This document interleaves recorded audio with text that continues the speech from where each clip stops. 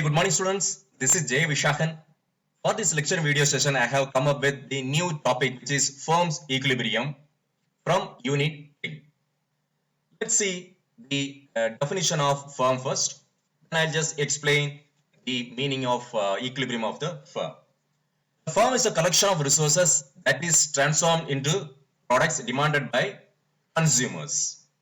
So according to the Professor Oral Miller, he says firm is an organization that buys and hires resources and sells goods and services. That is, firm is an organization that produces and sells goods with the goal of maximizing its profit. Okay. So let's see what equilibrium of the firm means. A firm is in equilibrium when it is satisfied with its existing level of output. The firm wills, in this situation, produce the level of output which brings in greatest profit or smallest loss. When this situation is reached, the firm is said to be in equilibrium.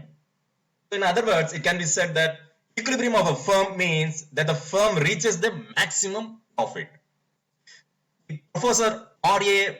Miller says, where profits are maximized, we say the firm is in equilibrium. According to Watson, he says a firm is a unit engaged in the production of sale at the profit and with the objective of maximizing profit. So let's see the conditions of the equilibrium of a firm. Equilibrium of a firm means that the firm reaches the maximum profit, isn't it? Now there are two approaches. First one is TC is equal to TR. That is nothing but the total cost is equal to total revenue for calculating the maximum profits. The two approaches are total curve approach and marginal curve approach. So MC is equal to MR. MC is nothing but the marginal cost and MR is nothing but the marginal revenue. Let's see in detail about TC approach, that is total curve approach. In the TC and TR approach, profit is obtained by a firm through the difference between the TC and the TR.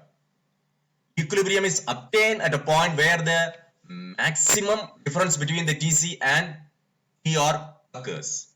This TC-TR method is not generally adopted in the calculation of maximum profit. Hence, to calculate the profit and loss, economists resort to the MC is equal to MR approach, which is nothing but the marginal curve approach only they follow. The shaded area denotes the profit. So profit is O2, that is O is equal to 5. So this is the profit. So this shaded, that means 45 to 75, this area or the shaded which denotes the profit of a firm. So look at here, at this juncture, the maximum difference obtained for TC and TR. Right. So this is the equilibrium point where you get the maximum profit. So when O is equal to what? O equal to 5, that is 5, look at here, at this juncture you get the maximum profit. O is nothing but the output. Okay. Fine. So let's see the marginal curve approach here. So in this approach, the following two conditions are to be verified to obtain equilibrium of a firm. MC is equal to MR. So look at the following hypothetical situation. A rational seller will not be in equilibrium at output level 1, though MC is equal to MR at that point. Since continuing production, his profit increases when he produces an output beyond 1 until he reaches 5 units. His MC is greater than MR. In this, it is advantageous for the producer to continue this production. So look at this curve.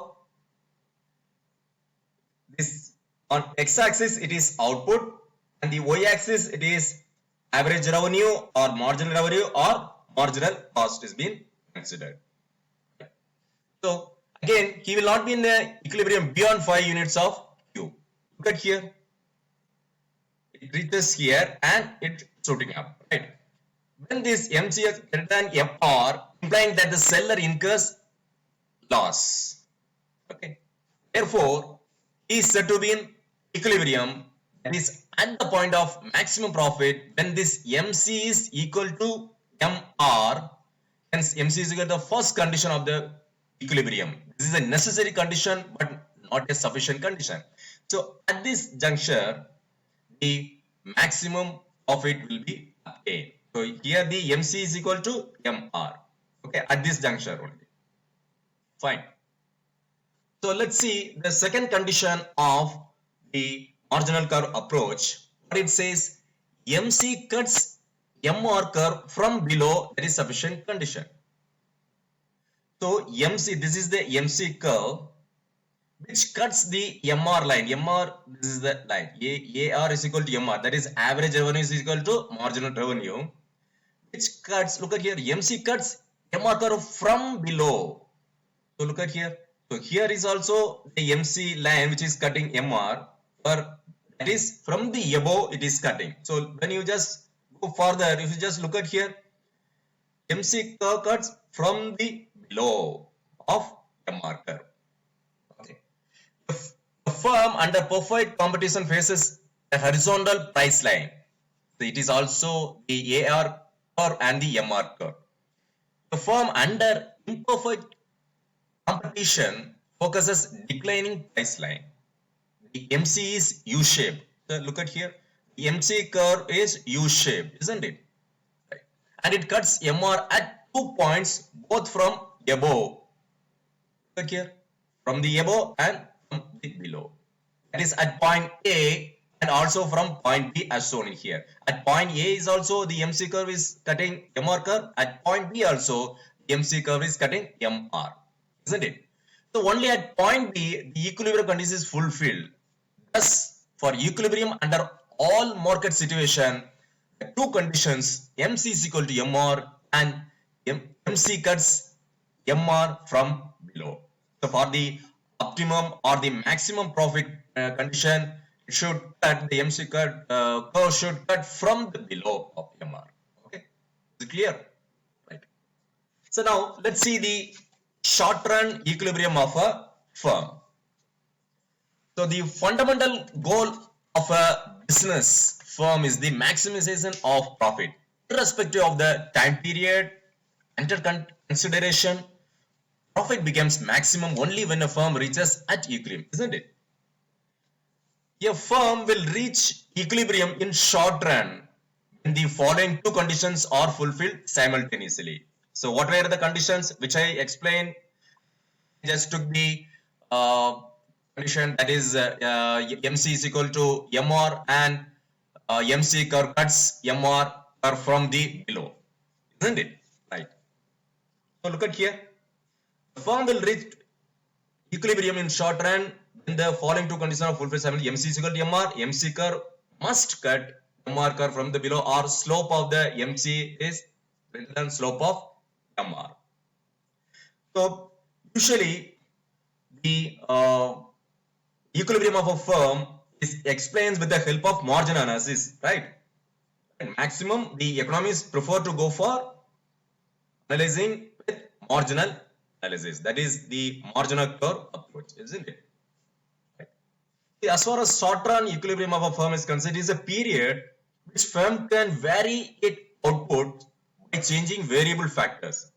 So as far as the short-run equilibrium is concerned, the variable factor is considered as labor, right? Because it's a short-term period, right?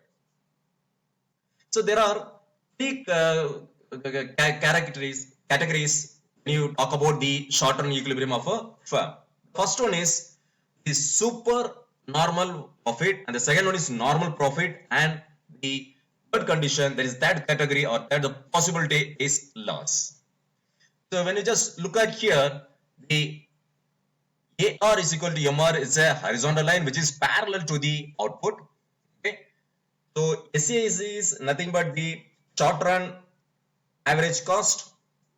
SAC is nothing but the short run average cost, and SMC is nothing but the short run marginal cost. So see, as far as the possibility one is concerned supernormal profit, where the SAS is below the AR is equal to MR, that line. Look at here. This SAS curve cuts the SMC below the AR is equal to MR. Right. So this zone is the profit zone, the supernormal profit. When it comes to normal profit, so the SAC and SMC cuts at the AR is equal to MR line.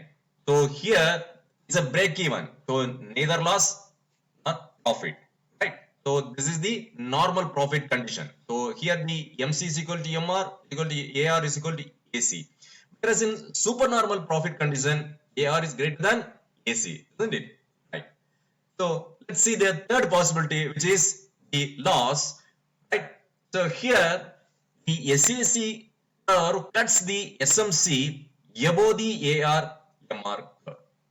Right. So this zone is incurs heavy loss to the firm. Right.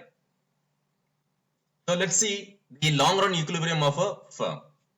See, as far as the long run condition is concerned, so all the factors are variable, isn't it? Yeah. Let's see. Long run is that period when firms can adjust their fixed inputs. In other words, a firm in the long run can change its scale of production. The scale of production can be small scale or the large scale, isn't it? As well as the output to achieve maximum profit. If some firms earn excess profit in the long run, new firms will attracted to enter the industry. Right? Similarly, whenever some firm incurs losses for a long time, they will go out of the business because it's very difficult for a firm to run a business because they are incurring losses, isn't it? So at this long run equilibrium condition, the equilibrium condition in the long run become AR, which is the average revenue is equal to price is equal to long run marginal cost. LMC is long run marginal cost.